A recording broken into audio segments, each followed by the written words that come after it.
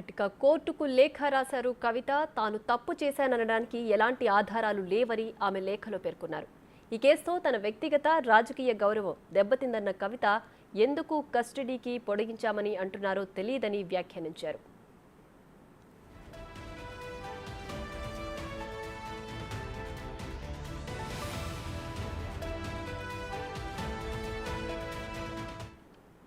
మరోవైపు కవిత రిమాండ్పై rows avenue court సంచలన నిర్ణయం తీసుకుంది. మరో 14 కస్టడీకి అనుమతించింది కోర్టు.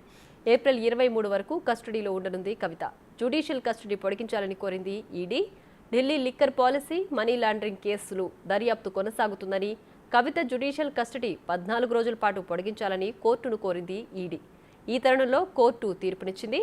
మరోవైపు కోర్టులో కవితను మాట్లాడేందుకు అనుమతి ఇవ్వాలని కోరారు కవిత తరపు న్యాయవాది. అయితే కవిత కోర్టులో నేరుగా మాట్లాడేందుకు అనుమతి నిరాకరించారు జడ్జి. నేరుగా నిందితురాలు మాట్లాడేందుకు హక్కు కలిగి ఉంటారని ఓ అప్లికేషన్ వేసుకోవాలని సూచించారు జడ్జి కావేరి బవేజా. మరోవైపు లిక్కర్ స్కామ్ కేసులో కస్టడీలో ఉన్న కవిత నేడు తన కుటుంబ సభ్యులను కలిసింది. జడ్జి అనుమతితో భర్త, మామ, మరిది సహా తన కుటుంబ సభ్యులతో ముచ్చటించింది. కవిత కోర్టుకు లేఖ రాశారు. తాను తప్పు చేశాను అనడానికి ఎలాంటి ఆధారాలు లేవని ఆమె లేఖలో పేర్కొన్నారు. ఈ కేసుతో తన వ్యక్తిగత, రాజకీయ గౌరవం దెబ్బతిందన్న కవిత ఎందుకు కస్టడీ పొడిగించమని అంటున్నారో తెలియదని వ్యాఖ్యానించారు.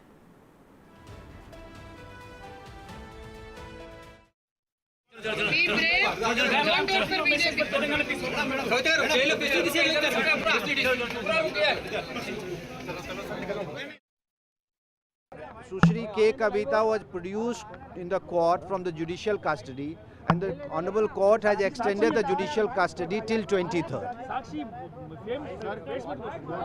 कोर्ट ने हमें मना नहीं किया. कोर्ट ने कहा कि आप एक एप्लीकेशन मूव कर दीजिए, उसके बाद हम डिसाइड करेंगे वो. तो she was not the right of speaking in the court was not denied, but then court has directed us to file an application for that. See, the court her court के अपने तौर तरीके होते हैं. उन्होंने अपने हिसाब से एप्लीकेशन मांगा है और हम एप्लीकेशन फाइल कर लेंगे. మరోవైపు కవిత రిమాండ్పై రౌస్ అవెన్యూ కోర్టు సంచలన నిర్ణయం తీసుకుంది. మరో 14 రోజుల పాటు కస్టడీకి అనుమతించింది కోర్టు. ఏప్రిల్ 23 వరకు కస్టడీలో ఉండనుంది కవిత. కవిత బయటుంటే కేసు దర్యాప్తు ప్రభావితం అవుతుందని జ్యుడిషియల్ కస్టడీ పొడిగించాలని కోరింది ED. Delhi liquor policy, money laundering case దర్యాప్తు కొనసాగుతుందని, కవిత జ్యుడిషియల్ కస్టడీ 14 రోజుల పాటు పొడిగించాలని కోర్టును కోరింది ఈడీ. ఈ తరుణంలో కోర్టు తీర్పునిచ్చింది. మరోవైపు కోర్టులో కవితను మాట్లాడేందుకు అనుమతి ఇవ్వాలని కోరారు కవిత తరపు న్యాయవాది. అయితే కవిత కోర్టులో నేరుగా మాట్లాడేందుకు అనుమతి నిరాకరించారు జడ్జి కావేరి బవేజా. నేరుగా నిందితురాలు మాట్లాడేందుకు హక్కు కలిగి ఉంటారని ఓ అప్లికేషన్ వేసుకోవాలని సూచించారు జడ్జి కావేరి బవేజా.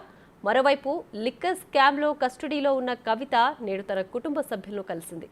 జడ్జి అనుమతితో భర్త, మామ, మరిది సహా తన కుటుంబ సభ్యులతో ముచ్చటించింది.